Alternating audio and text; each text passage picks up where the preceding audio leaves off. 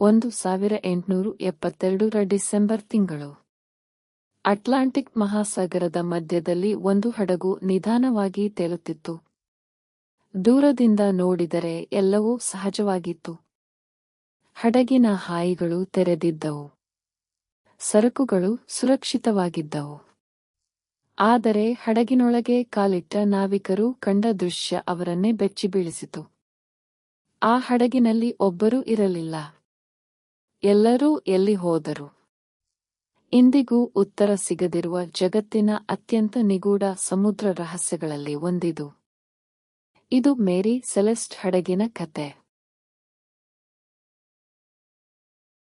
1872 November 7 ಮೇರಿ Celeste ಎಂಬ ವ್ಯಾಪಾರ ಹಡಗು ನ್ಯೂಯಾರ್ಕ್ ಬಂದರಿನಿಂದ ಇಟಲಿಯತ್ತ ತನ್ನ ಪ್ರಯಾಣ ಆರಂಭಿಸಿತು.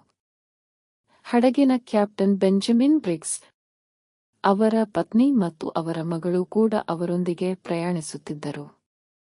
ಹಡಗಿನಲ್ಲಿ 1000ಕ್ಕೂ ಹೆಚ್ಚು ಮದ್ಯದ ಬ್ಯಾರೆಲ್ಗಳನ್ನು ಸಾಗಿಸಲಾಗುತ್ತಿತ್ತು. ಎಲ್ಲವೂ ಸಾಮಾನ್ಯವಾಗಿತ್ತು. ಈ ಪ್ರಯಾಣ ಇತಿಹಾಸದ ಅತ್ಯಂತ ದೊಡ್ಡ ರಹಸ್ಯಗಳಲ್ಲಿ ಒಂದಾಗುತ್ತದೆ ಎಂದು ಯಾರೂ ಊಹಿಸಿರಲಿಲ್ಲ. ಸುಮಾರು 1 ತಿಂಗಳ ನಂತರ ಮತ್ತೊಂದು ಹಡಗಿನ ಸಿಬ್ಬಂದಿಗೆ ಸಮುದ್ರದ ಮಧ್ಯದಲ್ಲಿ ಒಂದು ಹಡಗು ಕಾಣಿಸಿತು. ಅದು ಮೇರಿ ಸೆಲೆಸ್ಟ್. ಆದರೆ ಏನೋ ವಿಚಿತ್ರವಾಗಿತ್ತು. ಹಲವು ಬಾರಿ ಸಂಕೇತ ನೀಡಿದರೂ ಯಾವುದೇ ಪ್ರತಿಕ್ರಿಯೆ ಬರಲಿಲ್ಲ. ಕೊನೆಗೆ ಕೆಲವರು ಹಡಗಿನೊಳಗೆ ಹತ್ತಿದರು. ಅಲ್ಲಿ ಕಂಡ ದೃಶ್ಯ ಅವರನ್ನು ಬೆಚ್ಚಿಬೀಳಿಸಿತು. ಹಡಗು ಸಂಪೂರ್ಣ ಖಾಲಿಯಾಗಿತ್ತು. ಯಾರೂ ಇರಲಿಲ್ಲ. ಅಡುಗೆ ಪಾತ್ರೆಗಳು ಹಾಗೆಯೇ ಇದ್ದವು. ಕೆಲವು ವೈಯಕ್ತಿಕ ವಸ್ತುಗಳು ಹಾಗೆಯೇ ಇದ್ದವು. ಸರಕುಗಳು ಕಳ್ಳತನವಾಗಿರಲಿಲ್ಲ. ಹೋರಾಟ ನಡೆದ ಯಾವುದೇ ಗುರುತುಗಳು ಇರಲಿಲ್ಲ.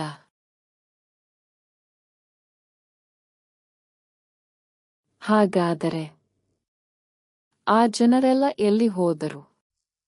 ಸಮುದ್ರದ ದರೋಡೆಕೋರರೇ? ಭಾರೀ ಚಂಡಮಾರುತವೇ?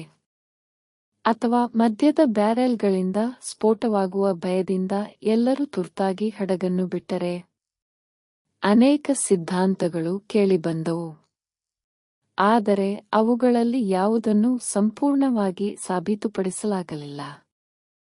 ಇಂದಿಗೂ ಮೇರಿ ಸೆಲೆಸ್ಟ್ನಲ್ಲಿದ್ದ ಜನರಿಗೆ ನಿಜವಾಗಿ ಏನಾಯಿತು ಎಂಬುದು ಯಾರಿಗೂ ತಿಳಿದಿಲ್ಲ.